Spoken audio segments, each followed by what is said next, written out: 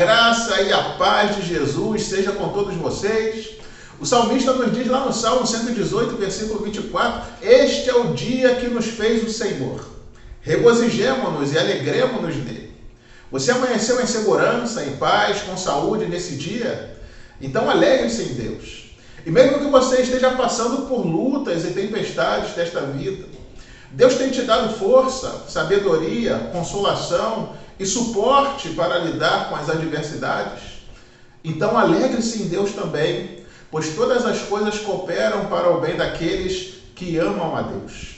Convido você a colocar de lado as distrações e problemas desse momento para que Deus possa falar com você e te orientar neste culto coletivo que estamos iniciando agora.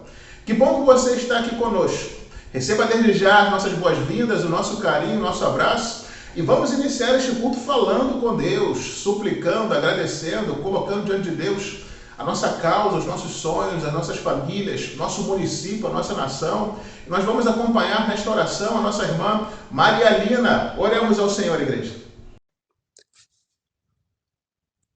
Pai eterno, Senhor Deus Todo-Poderoso, Criador dos céus e da terra, Autor de tão grande salvação, revelada na pessoa do Senhor Jesus Cristo. Ó Pai amado, muito obrigada pelo teu tão grande amor, suportando todo o mal dos nossos pecados, suportando a zombaria, suportando as injúrias, suportando a dor física, emocional, por causa dos nossos pecados. E eu quero agradecer ao Senhor, porque o Senhor não desistiu de nós. Pai amado, neste momento, como serva do Senhor, Pai, lavada e redimida no sangue de Jesus, e em nome de quem agora eu oro ao Senhor, no nome do meu Jesus, único, suficiente Salvador, o nosso remidor. Eu clamo agora ao Senhor, Pai, as tuas misericórdias, ó Deus. A tua palavra diz que as misericórdias do Senhor são a causa de não sermos consumidos. E pelo poder da tua palavra, Pai, eu clamo agora ao Senhor pela nossa nação. Senhor, tenha misericórdia do povo brasileiro. Misericórdia, Senhor, da tua igreja. Misericórdia daqueles que ainda não fazem parte do povo escolhido do Senhor. Misericórdia, Pai. Clama ao Senhor pelas autoridades constituídas, os três poderes, Pai, legislativo, judiciário, executivo. Senhor, tenha misericórdia das autoridades que atuam nesses poderes. Opera, meu Deus, opera na nossa pátria. Opera, Senhor, com poder e graça. Traga paz na nossa nação. Ó Deus Todo-Poderoso, vai neutralizando esse sistema maligno de corrupção, Pai, entranhado na mente, no coração de tantas pessoas. Tenha misericórdia, Senhor. Clama ao Senhor também por todos os estados do nosso país. Inclua, Senhor, nosso estado do Rio de Janeiro. Misericórdia das autoridades constituídas no nosso Rio de Janeiro, do nosso município em Cabo Frio. Opera, Senhor, com poder e graça no meio dessas autoridades. Clama ao Senhor que o Senhor traga, Pai, um compromisso dessas autoridades, compromisso com o Senhor, compromisso com o povo. Senhor, trabalha na mente, no coração dessas autoridades. Vai neutralizando os interesses pessoais, vai conscientizando essas autoridades do nosso país, dos estados do nosso Brasil, de todos os municípios. Conscientiza as autoridades das necessidades do povo, Pai. Conscientiza essas autoridades que o Senhor é Deus, o Senhor vê todas as coisas, nada é oculto para o Senhor. E o Senhor é o Deus de justiça, Pai. O Senhor é o Deus de justiça, é o Deus de verdade, e é o Deus de justiça. Faça justiça na nossa pátria, Senhor. A justiça que vem do teu trono. Tenha misericórdia do povo brasileiro. O povo, Pai, que necessita, Pai, de um governo compromissado contigo e que tenha compromisso também com o povo brasileiro. Eu clamo ao Senhor pela Igreja de Jesus, a Igreja de Jesus no mundo, a Igreja de Jesus no Brasil. Senhor, tenha misericórdia da tua igreja. Que a tua igreja se levante, Pai, como um farol nessas trevas, para dizer que o Senhor é Deus presente, o Senhor está conosco. E nada vai impedir o agir do Senhor. Clamo, Pai, e coloco agora diante do Senhor todos os profissionais, Pai, de saúde, tantos outros, Pai, na área administrativa da nossa nação. Senhor, tenha misericórdia, Pai. Tenha misericórdia, Pai. Levanta pessoas compromissadas com o Senhor na área de saúde, nossos empresários. Tenha misericórdia do sistema econômico da nossa nação. Vai abençoando, Senhor. Abre portas, Pai, para tratamentos médicos eficientes no nosso município, no estado do Rio de Janeiro, no Brasil, no mundo. Levanta pessoas que sejam capazes, Pai, de ter temor e tremor do Senhor e respeito pelo ser humano, que é isso que o Senhor tem por nós. Tenha misericórdia, Senhor, de cada profissional na área de saúde, que todos os dias tem que enfrentar o perigo, Senhor, de entrar nos hospitais, lidar com pessoas de diversas situações de enfermidades. Opera, Pai, em nome de Jesus, para a tua glória e para a tua honra, porque só o Senhor é digno de louvor e de adoração. Clamo pelos nossos militares, todo o sistema, ó Deus, de segurança da nossa pátria, federal, estadual, civil, todas as lideranças, ó Deus, militares, em nome de Jesus. Vai esvaziando essas pessoas do orgulho, Senhor, esvaziando os interesses próprios, e gera na nossa pátria lideranças políticas comprometidas com o Senhor, que tenham temor e tremor do Senhor, e comprometidas com o povo, Pai, em nome de Jesus. Abençoa os nossos comerciantes, trabalhadores, que têm passado por situações difíceis, ó Deus, situações na área econômica do nosso país, que tantas vezes nos preocupam. Opera com poder e graça, Senhor, no meio desses comerciantes. Vai tirando todos os interesses particulares. Senhor, gera, Senhor, um Brasil diferente, um Brasil que trema e tema diante do nosso Deus Todo-Poderoso. Clamo pelas famílias. Senhor, nossas famílias precisam do Senhor. Em nome de Jesus, Pai, vai tirando dos lares todo espírito de confusão, todo espírito, ó Deus, de contendas, todo espírito de desleixo, Pai, com o Senhor, pessoas que não se incomodam mais com o Senhor, esse caos que estamos vivendo, Pai, de pessoas que têm ignorado a presença do Senhor. Traga nas famílias, Senhor, temor e tremor de Ti, pais comprometidos com a verdade da Tua palavra, filhos comprometidos com a verdade da Tua palavra. Tira o desânimo, tira a preguiça, tira, Senhor, a falta de fé. Tenha misericórdia, Senhor. Faz as pessoas olharem para Jesus Cristo, o autor e o consumador da nossa fé, porque é a palavra do Senhor que diz que nós devemos olhar para o Senhor. O Senhor é a fonte de poder, é a fonte de graça. Permita que as famílias olhem para o Senhor. Clamo pelas pessoas, Pai, que estão agora precisando de um socorro do Senhor.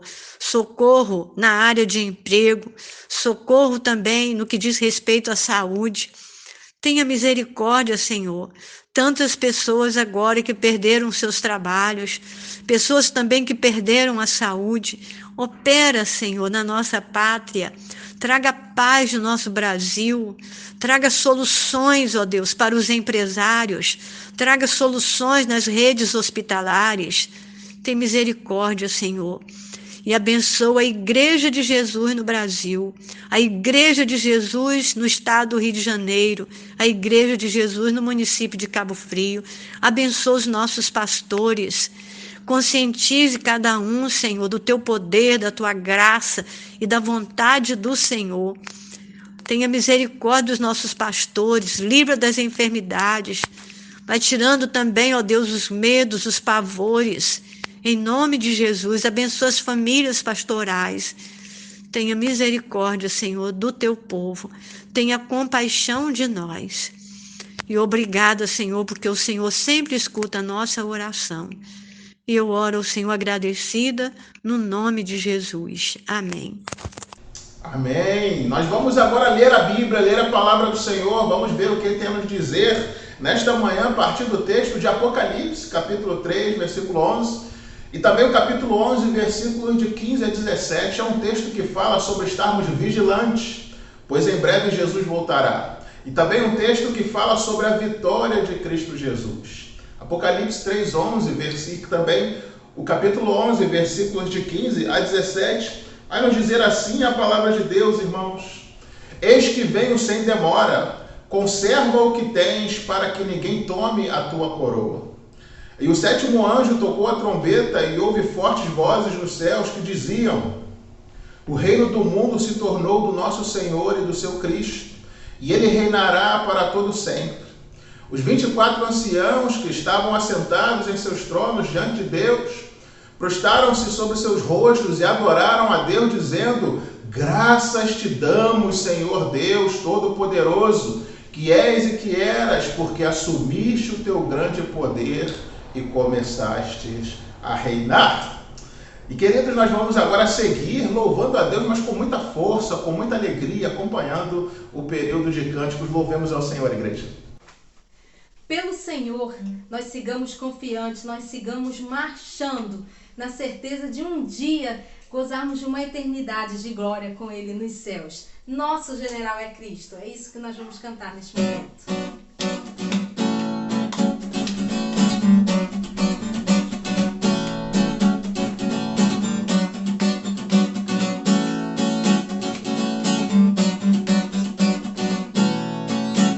Pelo Senhor marchamos, sim, o seu exército poderoso é, sua glória será vista em toda a terra.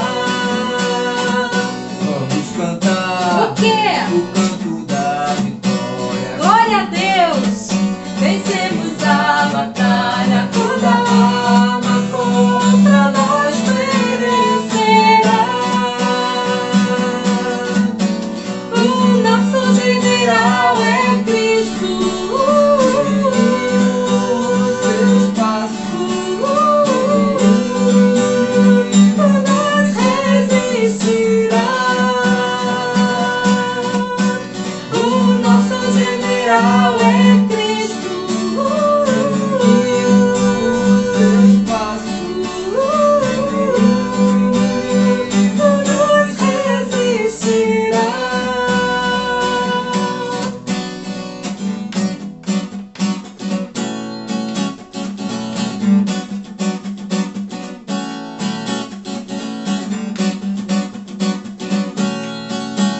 Como Messias, marchamos sim em suas mãos, a chave da vitória que nos leva a possuir a terra prometida.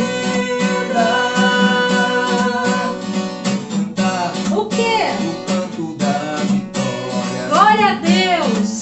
Vencemos a batalha, toda arma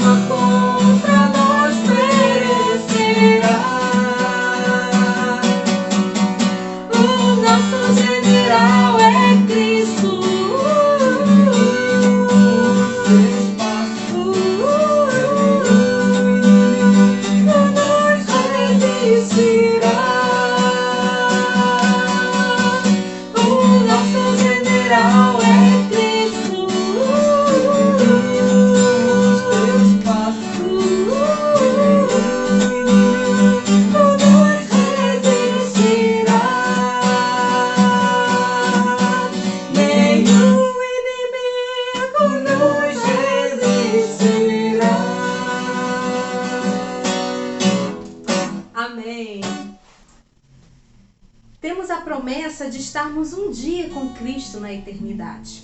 Ele nos promete uma eternidade de gozos sem fim, de maravilhas. É sobre isso que nós vamos cantar neste momento. Vou voar.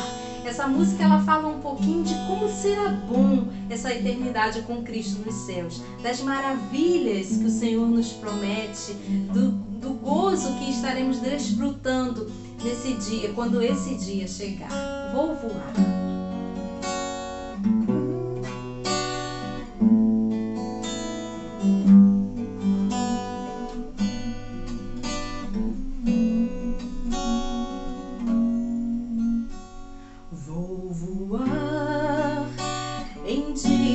Ao céu de Cristo, isto foi Ele mesmo quem me prometeu. Vou voar, pouco tempo aqui me resta, a minha alma está com pressa, sim, com pressa de no céu chegar. Vou voar em direção ao céu de gozo, repouso para sempre ali eu terei. Vou voar como voam os santos anjos, serafins, também arcanjos, maravilhas ali desfrutarei. Vou voar nas asas do vento, na hora e no tempo em que Deus me chamar. Vou voar, quem dera fosse agora, subir para a glória onde meu Deus está. Vou voar, quem dera fosse agora, subir para a glória onde meu Deus está.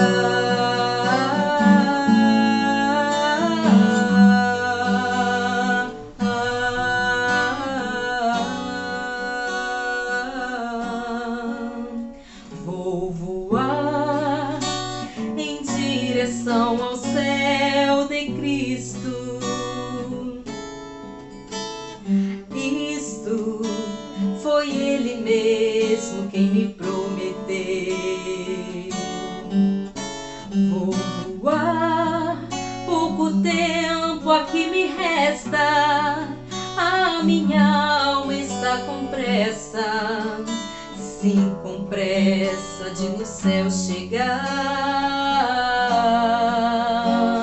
Vou voar em direção ao céu de gozo, repouso para sempre ali eu terei. Vou voar como voam os santos anjos, serafins, também arcanjos, maravilhas ali desfrutarei. Vou voar nas asas do vento, na hora e no tempo em que Deus me chamar. Vou voar, quem dera fosse agora, subir para a glória onde meu Deus está. Vou voar, quem dera fosse agora, subir para a glória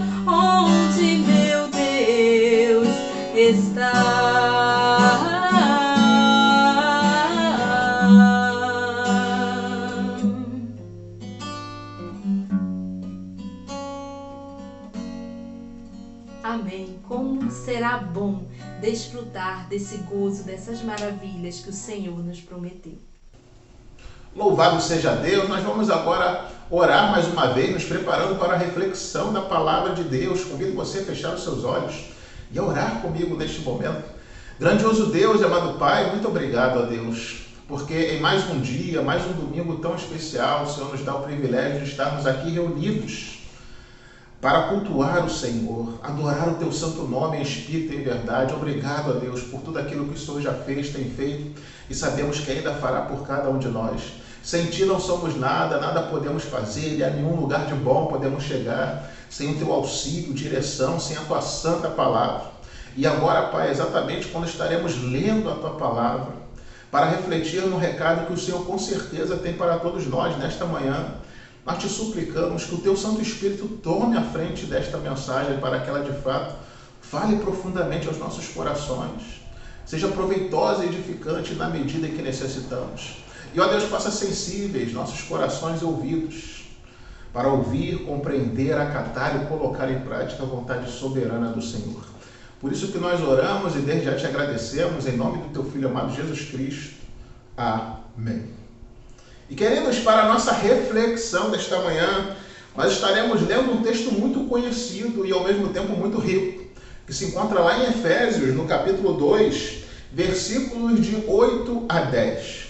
Nós vamos estar lendo esse texto e refletindo nele a partir do tema sobre salvação e obras. Efésios, capítulo 2, versículos de 8 a 10, vai nos dizer assim a palavra de Deus, irmãos: porque pela graça sois salvos, mediante a fé, e isto não vem de vós, é dom de Deus, não de obras, para que ninguém se glorie, pois somos feitura dele, criados em Cristo Jesus para boas obras, as quais Deus de antemão preparou para que andássemos nelas. Sobre salvação e obras, vamos ouvir Deus falando conosco nesta manhã sobre essa temática. Meus irmãos, quando de todo o coração nos tornamos filhos de Deus ao aceitar Jesus como nosso único e suficiente Salvador, nós recebemos neste ato, neste momento, a maior dádiva que Deus concede ao ser humano, que é a salvação eterna. O direito conquistado por Cristo na cruz de habilitar, segundo os seus critérios, a entrada e eterna permanência do ser humano nos céus, onde não haverão sofrimento, desigualdade, corrupção, pecado e nada daquilo que hoje nos aflige de forma pessoal ou coletiva, roubando a nossa paz e felicidade. A salvação eterna inclui a remoção da culpa e da sentença de morte eterna que o pecado coloca como jugo sobre nós, desde que Adão, o primeiro representante da humanidade, pecou contra Deus no jardim do Éden, como vai nos dizer lá em Romanos 5,18, pois assim como por uma só ofensa veio o juízo sobre todos os homens para condenação, assim também por um só ato de justiça, ou seja, o ato de Jesus, veio a graça sobre todos os homens para a justificação que dá a vida. Alguns pontos importantes, irmãos, precisam ser esclarecidos para compreendermos essa temática sobre salvação e obras. Portanto, em primeiro lugar, salvação é somente em Jesus e pela fé. Salvação somente em Jesus e pela fé. A Bíblia afirma que, de forma direta e categórica, que somente em Jesus há salvação. Atos 4,12 diz que não há salvação em nenhum outro, por debaixo do céu não há nenhum outro nome dado entre os homens, pelo qual devemos ser salvos. Não devemos, então, nos deixar enganar por nenhuma pregação que sinalize outro meio mais fácil, ou ainda outro ser espiritual que seja capaz de salvar ou mediar a salvação, além de Jesus. Somente Jesus se ofereceu e pagou o preço pelo pecado que nos cabia. E por isso, somente nele reside o poder capaz de justificar o ser humano diante de Deus, para que este possa entrar e permanecer no céu. Por isso, a Bíblia é bem enfática, esclarecendo em diversos versículos que somente Jesus salva. Lá no Salmo 49, versículos 7 e 8, nos diz: ao irmão verdadeiramente ninguém o pode remir, nem pagar por ele a Deus o seu resgate, pois a redenção da sua alma é caríssima, de sorte que os seus recursos não dariam. E João 14,6 nos diz de forma também muito clara, Jesus nos dizendo, eu sou o caminho, a verdade e a vida, e ninguém vai ao Pai senão por mim. Jesus Cristo sempre foi o único meio de salvação, e isso inclusive no Antigo Testamento.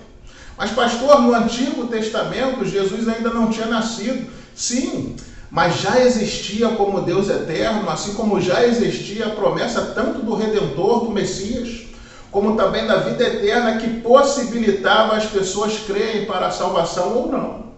Na verdade, no mesmo dia em que o pecado entrou no mundo e pelo pecado a morte eterna, entrou também a promessa de que viria o Salvador para resgatar o ser humano de sua perdição.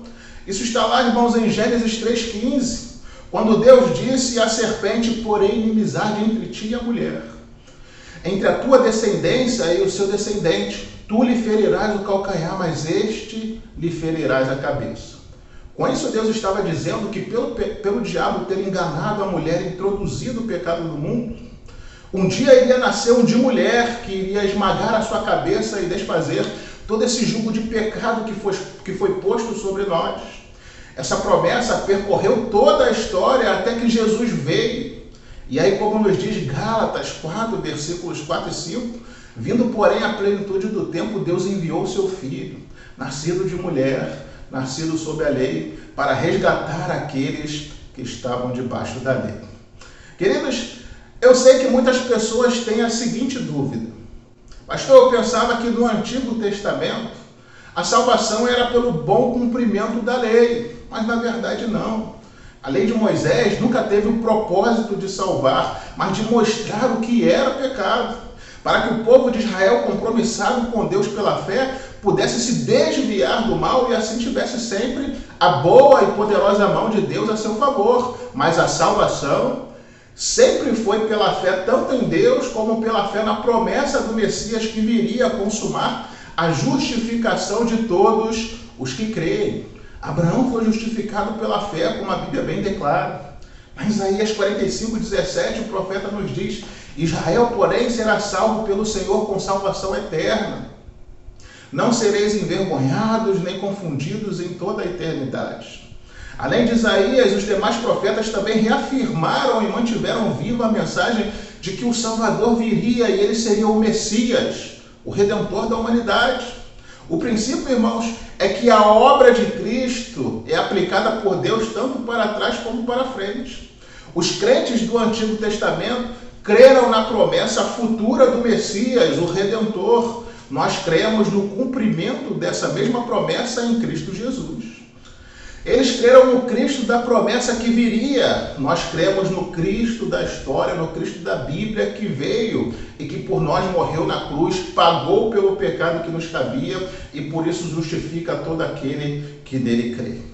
Se a salvação fosse pela lei, significa que era por meio de boas obras, de esforço pessoal e não por meio de Jesus. E por que isso não é possível, irmãos? Preste bem atenção no que nos diz Gálatas 3, versículos 10 e 11. Todos, pois, quando são das obras da lei, estão debaixo de maldição, porque está escrito, maldito todo aquele que não permanecer em todas as obras escritas no livro da lei para praticá-las. E é evidente que pela lei ninguém é justificado diante de Deus, porque o justo viverá pela fé. O texto bíblico é muito claro, irmãos. Ele está dizendo que se alguém pudesse ser salvo por guardar a lei, essa pessoa precisaria ser perfeita.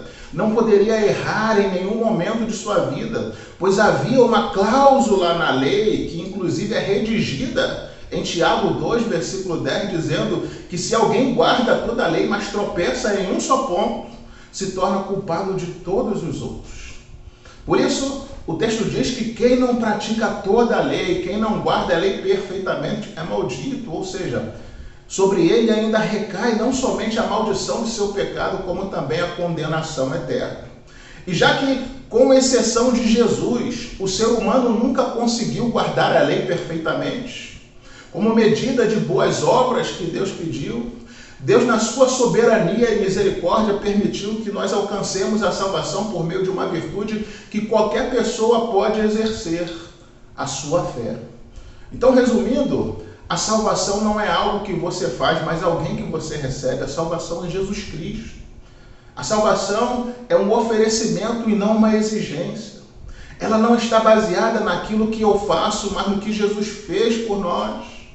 Não nos tornamos cristãos subindo, irmãos, um por um os degraus das boas obras. Na verdade, aconteceu o oposto. Jesus Cristo desceu as escadas através da manjedoura e da cruz do Calvário, para encontrar-se conosco no nível em que estamos dispostos a assumir e pagar a dívida em nosso lugar.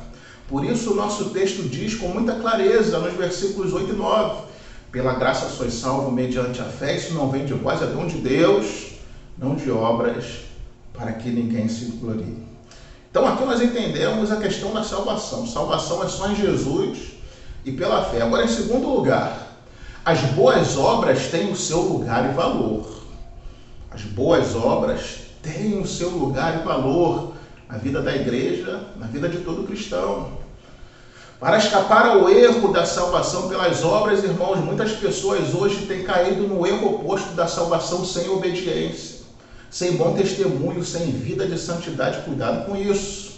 Em Tiago 2, versículos 14 e 17, diz assim: meus irmãos, qual é o proveito se alguém disser que tem fé, mas não tiver obras? Pode acaso semelhante fé salvá-los? Assim também a fé, se não tiver obras, por si só está morta. Será que existe, irmãos, algum conflito entre Paulo e Tiago? Nesse texto, que é o nosso texto base, o texto de Tiago que acabamos de citar, Paulo ensinou que a salvação é pela fé independente das obras. Tiago ensinou que a fé sem obras é morta. Paulo se dirige aos crentes que queriam voltar à lei para serem salvos, os judaizantes. A salvação, diz ele, é pela fé e não pelas obras.